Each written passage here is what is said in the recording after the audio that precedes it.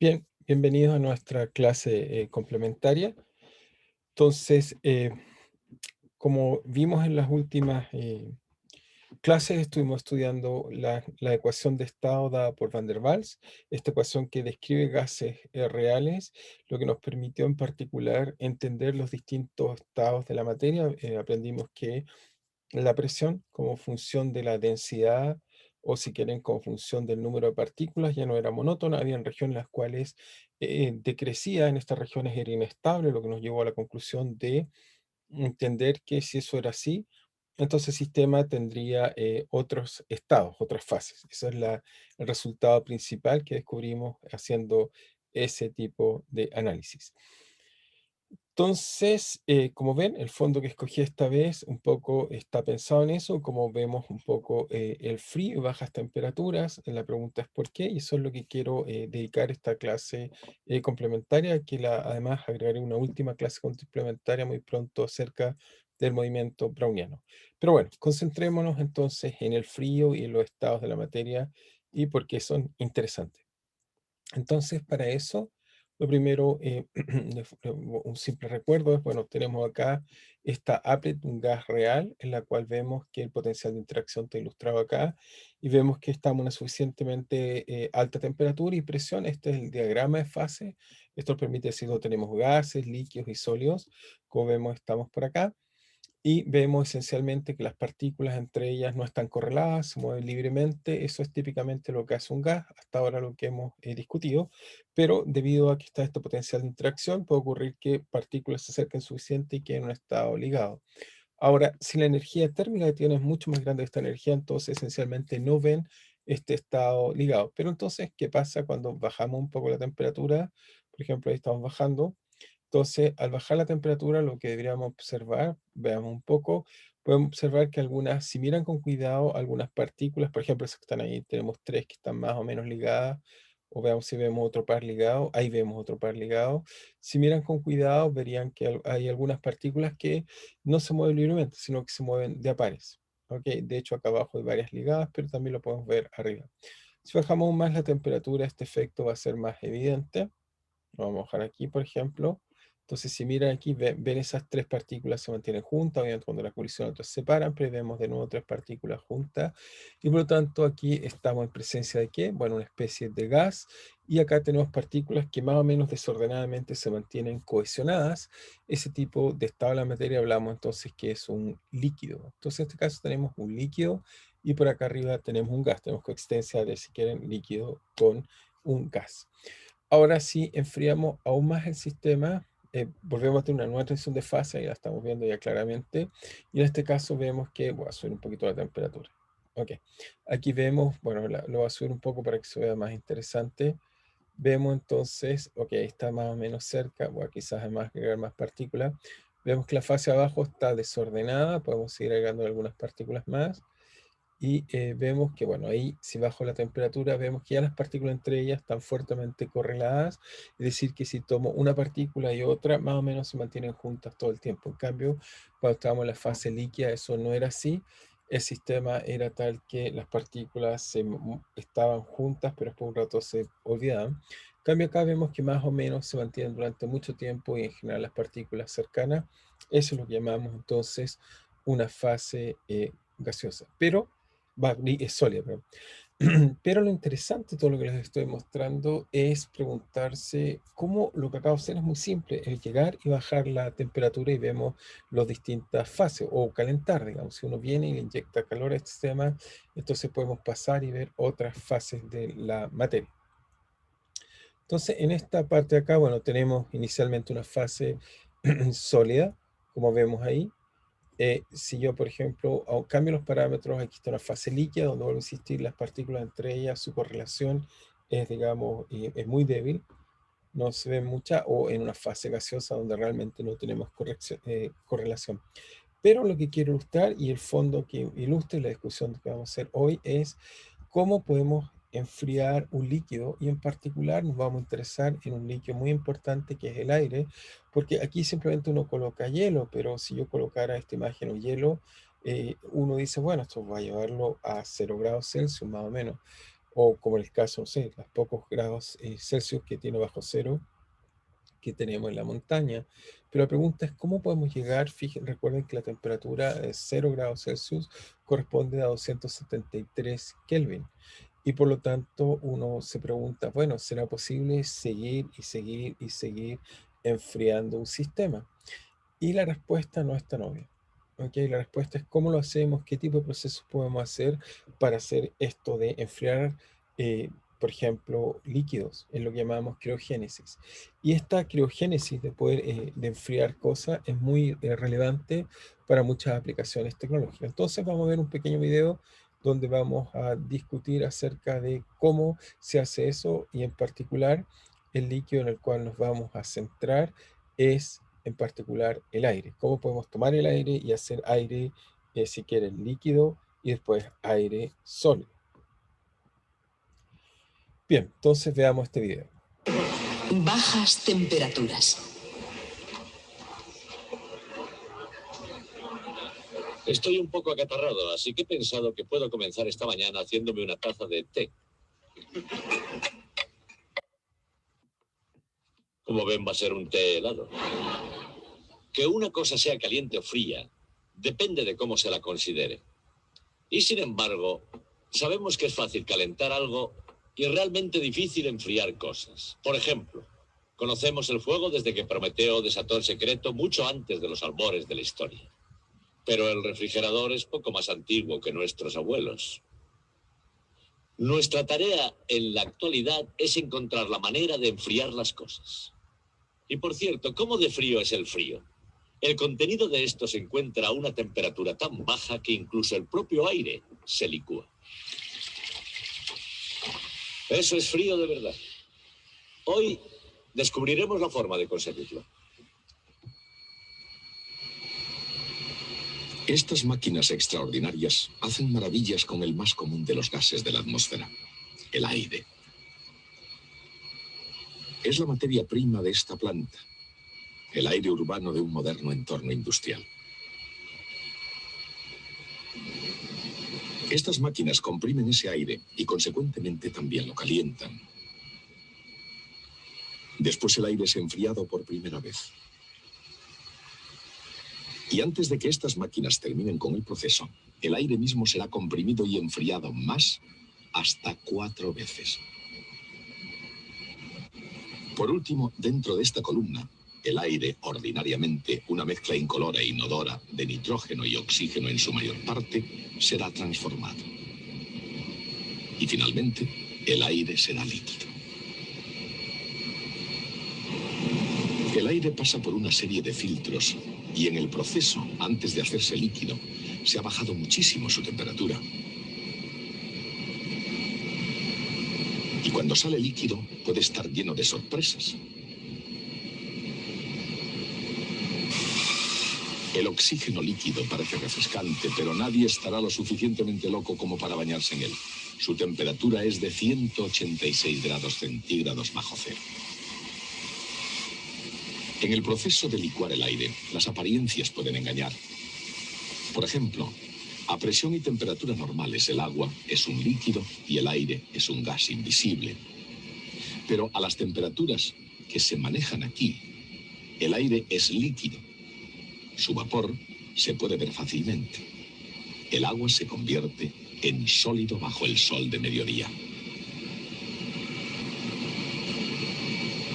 En las fábricas, lo mismo que en la naturaleza, las maravillas del nitrógeno y del oxígeno nunca pueden dejar de asombrarnos. Eso es porque cualquier sustancia en el mundo, incluso el aire, puede ser sólido, líquido o gas. Dependiendo de dos variables, presión y temperatura, la materia forma sólidos, líquidos o gases. Esos son los estados de la materia.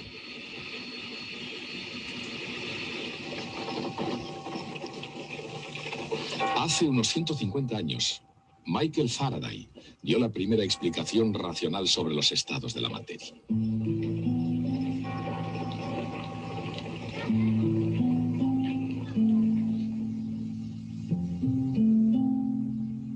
Nacido en la pobreza más que en el bienestar, el joven Faraday entró a pesar de todo en el mundo de la ciencia. Y finalmente, una vez que estuvo bien asentado en la British Royal Institution, llegó a alturas nunca alcanzadas desde Sir Isaac Newton. Pronto descubrió que experimentar con los estados de la materia podía ser un asunto peligroso. Por ejemplo, en 1823, haciendo ensayos con gas cloro liberado al calentar un tubo de cristal precintado, Faraday observó que se formaba un fluido en el extremo más frío del tubo. Guardar el tubo abierto para investigar puede ser una imprudencia. Pero Michael Faraday no perdió su flema inglesa. En lugar de eso, había encontrado cloro líquido. Habiendo licuado un gas, el cloro, estaba ansioso por hacer lo mismo con otros gases. Tal vez demasiado ansioso.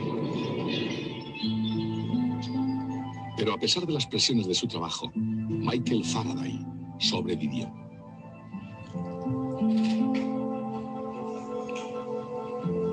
Y los documentos que nos ha dejado prueba que fue el primero en darse cuenta de que la misma materia puede existir en cada uno de los estados fundamentales: gas, líquido y sólido. Pero esa existencia requerirá la temperatura y la presión adecuadas.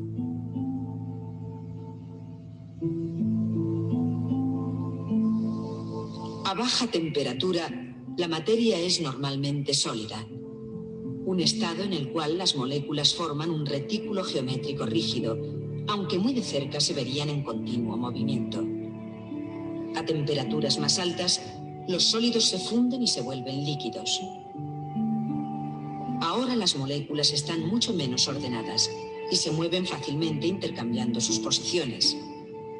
Si se eleva más la temperatura, los líquidos se evaporan y se convierten en gases. Un estado en el cual las moléculas no se adhieren unas a otras, sino que por el contrario rebotan al chocar unas con otras.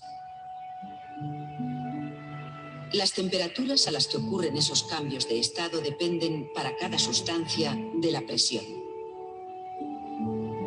Y a más bajas presiones, esos cambios pueden tener lugar a temperaturas menores. Dependiendo de la presión y de la temperatura, cada sustancia es o un sólido, o un líquido, o un gas.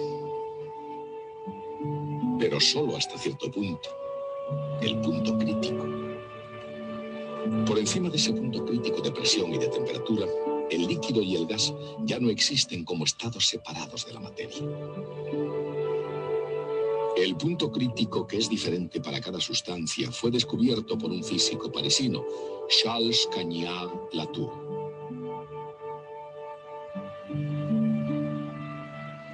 Fue un descubrimiento sorprendente que tuvo lugar cuando calentó éter líquido en un tubo de cristal precintado. Lo que vio se puede ilustrar aquí con etano líquido. Cuando se calienta el recipiente, la superficie que separa el líquido del vapor se desvanece. Por encima del punto crítico no hay líquido ni vapor. En lugar de eso, hay un fluido continuo. Cuando el fluido se vuelve a enfriar hacia el punto crítico, comienzan a aparecer estrías de mayor densidad. El fluido se vuelve momentáneamente opaco debido a que se forman minúsculas gotitas de líquido, lo suficientemente grandes como para dispersar la luz. Finalmente, cuando la temperatura desciende por debajo del punto crítico, reaparece el menisco y se muestran claramente los estados de líquido y de vapor separados. Entonces, solo por mencionar, como ven, o sea, en general tenemos punto de transición en el cual obviamente uno dice, ¿cuál es la diferencia entre un gas y un líquido? Es lo que decimos esencialmente la propiedad más fundamental, es que en general los gases son muy fáciles de comprimir y ocupan todo el volumen disponible. Pero sobre estas condiciones sobre el punto crítico, condiciones de presión y temperatura, ambos, tanto gas o líquido, son indistinguibles, ya los puedo comprimir con la misma facilidad y también ocupan el volumen de igual forma. Es decir, hay un punto en el cual ya no podemos distinguir estos dos estados de la materia, solo ciertos rangos de presión y temperatura, las características de uno y otro son distintas. Aquí, como ven, muestra entonces que a partir de esta temperatura uno los puede distinguir, pero en un momento que no hay forma como distinguirle, ya no podemos hablar de líquido y sólido, ambos son un fluido. Entonces, Por debajo del punto crítico, el gas y el líquido tienen densidades diferentes. Por encima de la temperatura del punto crítico hay un único fluido continuo. aquí nunca se forma líquido, independientemente de lo alta que pueda ser la presión. Para algunas sustancias, la temperatura debe llegar a ser muy baja para poder alcanzar el punto crítico. El oxígeno, por ejemplo, tiene una temperatura crítica de 119 grados centígrados bajo cero. Y en forma líquida el oxígeno solo puede existir a temperaturas aún más bajas. ¿Cómo es posible enfriar tanto una sustancia? ¿Y cómo se puede pensar que es posible enfriar una sustancia y que hierva al mismo tiempo? La respuesta a ambas preguntas comienza con el proceso de evaporación. Y eso empezó antes de que las cosas se escaparan de las manos. De hecho, incluso antes de que la máquina estuviera en marcha.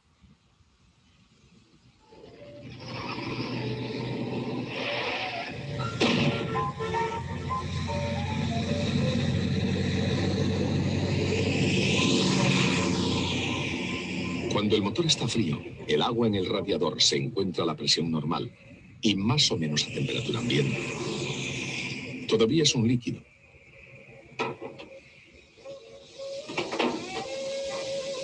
Pero cuando el líquido hierve, se evapora. Y aunque no lo parece, el líquido también se enfría en el proceso.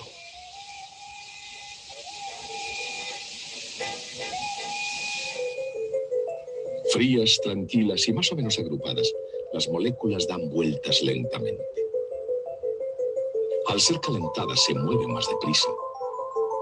Cuanto más alta sea la temperatura, mayor es su velocidad. Cuando aumenta la temperatura, las moléculas más rápidas consiguen escapar por sus propios medios, dejando atrás a las más lentas y más frías. Al mismo tiempo, en su lucha por escapar de ellas, las moléculas más rápidas pierden velocidad y se enfrían al evaporarse.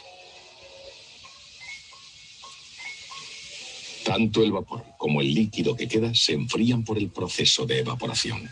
Entonces, como ven, este proceso, al salirse las partículas más rápidas y alejarse las otras, deja las más lentas. Por lo tanto, la temperatura promedio se refiere entonces a lo que va quedando, está disminuyendo, porque solo dejó las lentas. Y por otro lado, las más rápidas, a medida que se van alejando unas con otras, entonces también por diversos procesos se van enfriando.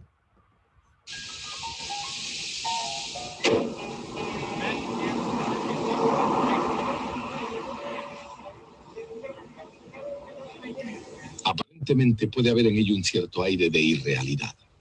El hecho es que de una forma u otra la evaporación ha conservado frías las cosas desde hace mucho tiempo.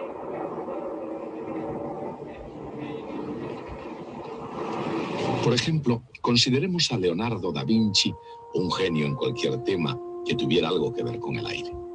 Incluso inventó un sistema para enfriarlo. Y durante los 300 años siguientes fue lo mejor en aire acondicionado.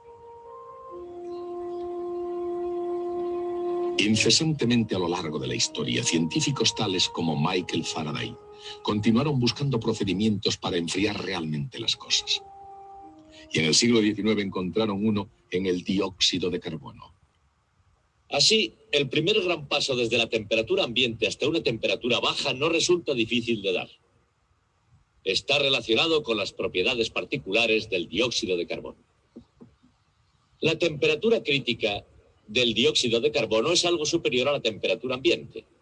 Si en esta aula yo tuviera dióxido de carbono, pero a alta presión, el tal dióxido sería un líquido normal. Y precisamente eso es lo que tengo dentro de esta bombona. La presión está por encima de la presión crítica del dióxido de carbono, unas 73 atmósferas, 73 veces la presión atmosférica. La temperatura es naturalmente la temperatura del aula. En esas condiciones el dióxido de carbono es un líquido. Ahora, cuando yo abra esta válvula, la presión en el interior es tan alta que lo primero que van a oír es un silbido muy grande. Pero lo que realmente ocurre es que el dióxido de carbono se evapora y desciende en presión a lo largo de su curva de presión de vapor a baja temperatura. Una de las peculiaridades del dióxido de carbono es que pasa por su punto triple, el punto en el que se congela cuando su presión está todavía por encima de una atmósfera. En su descenso se congela y se convierte en lo que se llama hielo seco. Continúa enfriándose, sigue enfriándose y llega casi a 80 grados centígrados bajo cero antes de alcanzar la presión de una atmósfera, dejando entonces de enfriarse. Ahora me gustaría mostrárselo. Voy a abrir la válvula y... Entonces, antes de clarificar esto, este proceso que vemos que va a ser muy útil, digamos, el dióxido de carbono para poder enfriar las cosas, uno se pregunta, ok, pero ¿cómo llegamos a esta bombona o cómo llegamos a tener este gas? Simplemente tomamos este gas y lo empezamos a comprimir.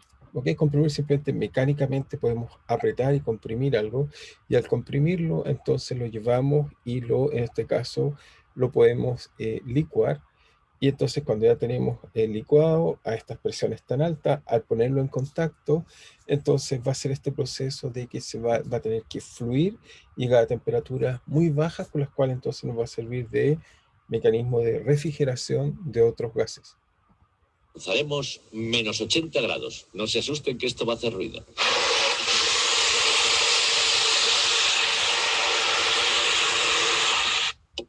Vamos a cortar esto para ver qué hemos conseguido.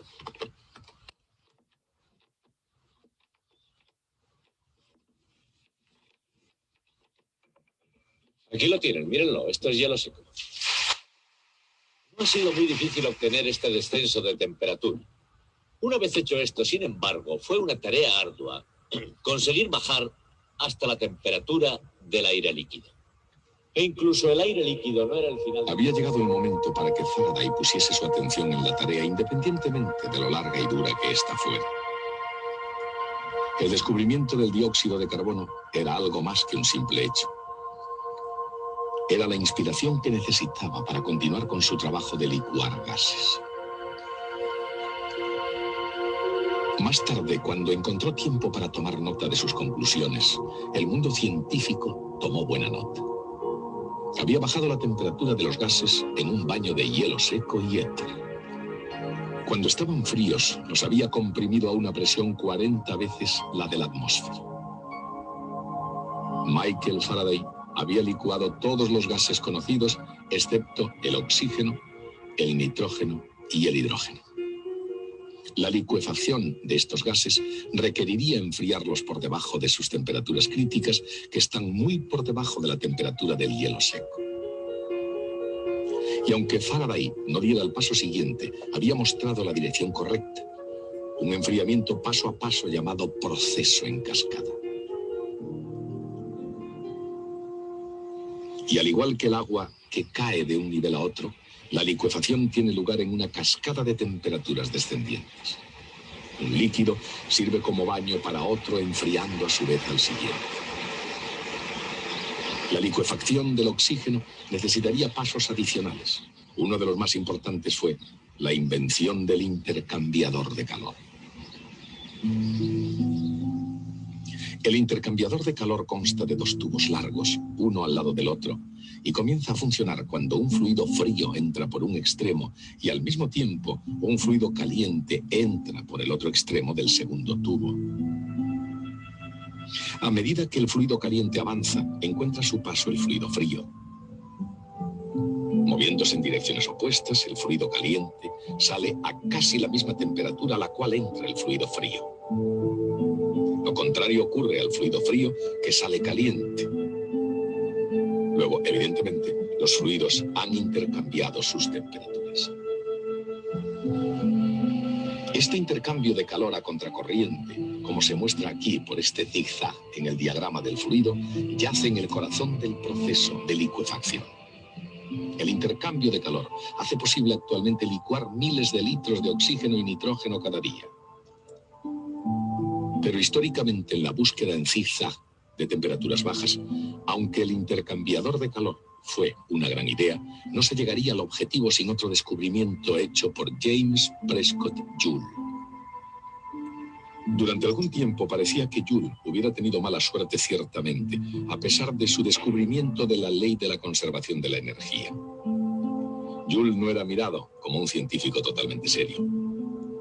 Pero en 1852, William Thomson, Lord Kelvin, vio a Joule como la persona que había calculado el equivalente mecánico del calor midiendo temperaturas en centésimas de grado.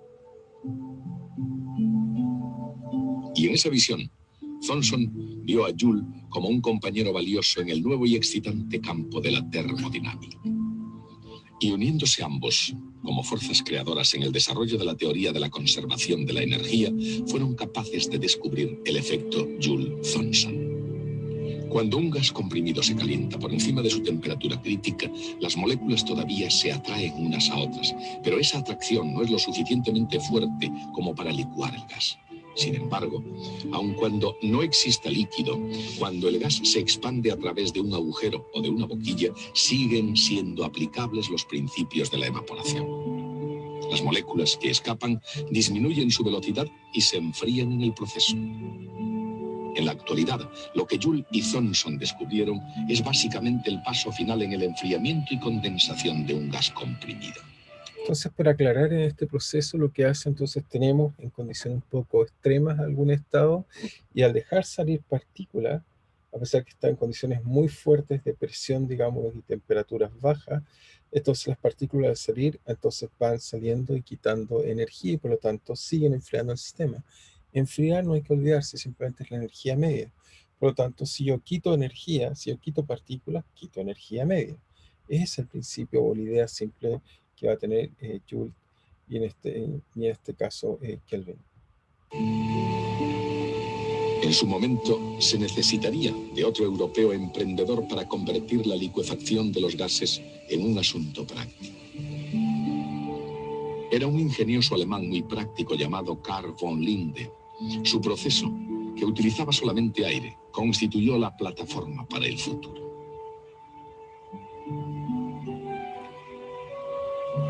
En el sistema del Dr. Linde, el aire comprimido, una vez enfriado, pasa a través de una válvula de expansión Joule-Thomson. El gas que no se ha licuado vuelve al compresor a través de un intercambiador de calor, en el que el gas comprimido entrante es enfriado por el gas frío saliente hasta una temperatura más baja. Y el resultado neto es aire líquido. Desde el punto de vista científico, ni siquiera el aire líquido es el final de la historia. Cuando se consiguió por primera vez aire líquido, es decir, nitrógeno líquido y oxígeno líquido, se vio que quedaba un gas cuya temperatura de licuefacción era la más baja de todas. Ese gas era el hidrógeno. También se vio que aquel que consiguiera licuar el hidrógeno habría conseguido un gran triunfo científico. Una vez más, la carrera había comenzado.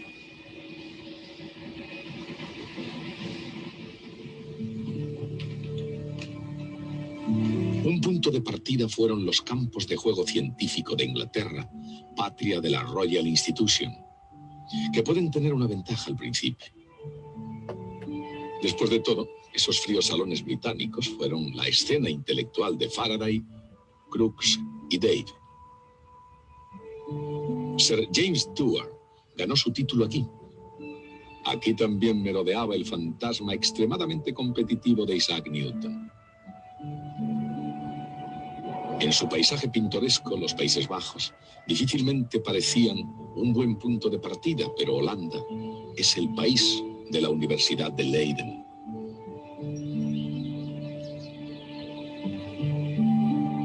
Y esos muros no solamente reflejaban ya los ecos de las leyendas científicas de Musschenbroek, Van Marum y Boerhaave.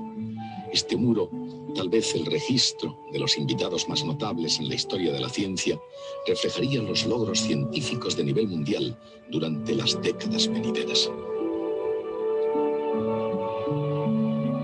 Pero en la década de 1880, mucho antes de que Lorentz invitara a Einstein a dar conferencias aquí, la carrera para licuar el hidrógeno continuaba todavía. Y en el laboratorio de física de la Universidad de Leiden, al tratarse de la licuefacción del último gas conocido que quedaba, el candidato principal era el distinguido profesor Hein Kamerlingh Onnes. Al otro lado del Canal de la Mancha, sin embargo, los inteligentes corredores de apuestas de Londres apostaban por Sir James Dewar. Había llegado a ser una autoridad de la licuefacción de los gases.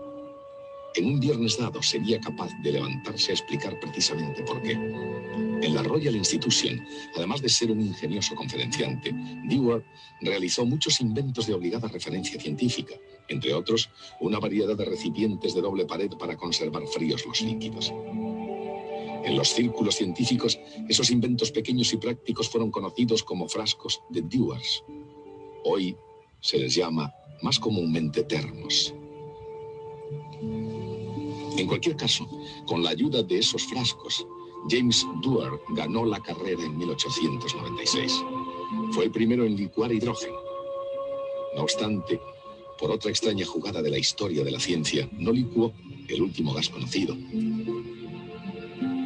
Justamente en lo que se suponía era la línea de llegada, se descubrió un gas enteramente nuevo. El helio, que tendría el punto de licuefacción más bajo de todos. Para Kamerlingh Onnes, el helio representaba otra oportunidad, e inmediatamente intentó ser el primero en licuar el último gas de la Tierra. Necesitó extensa erudición y extraordinaria maquinaria. Tomó ayudantes capacitados y le costó más de 10 años, pero fue un éxito. Kamerlingh Onnes fue el primero en licuar el helio a una temperatura de solo 4 grados Kelvin sobre el cero absoluto. Su logro no solamente fue asombroso para su época, sino que abrió fronteras científicas que están siendo exploradas aún hoy.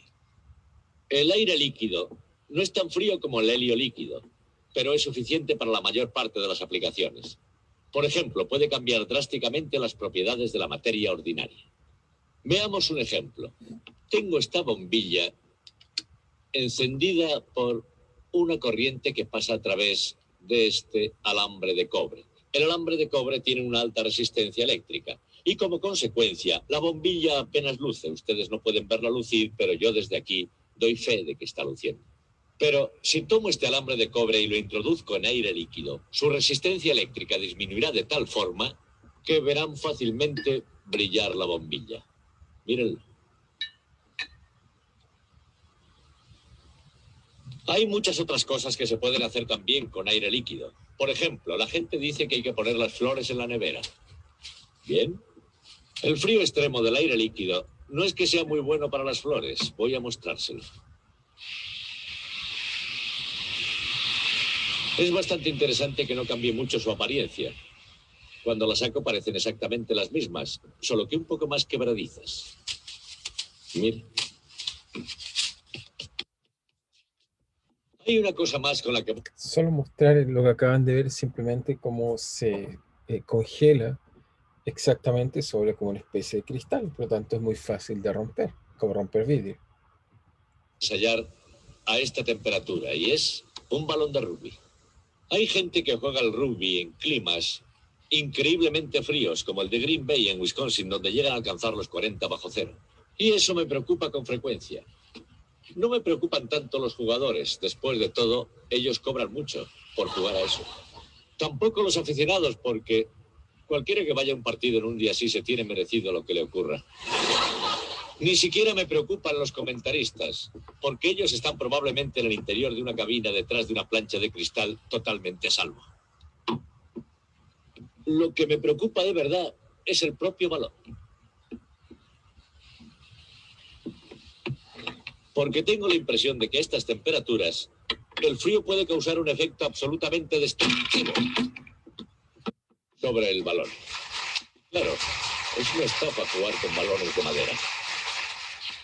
Como vieron, volvió a congelar simplemente la madera. Cualquier cosa a esas temperaturas tiende a congelarse y por lo tanto suelen como cristal.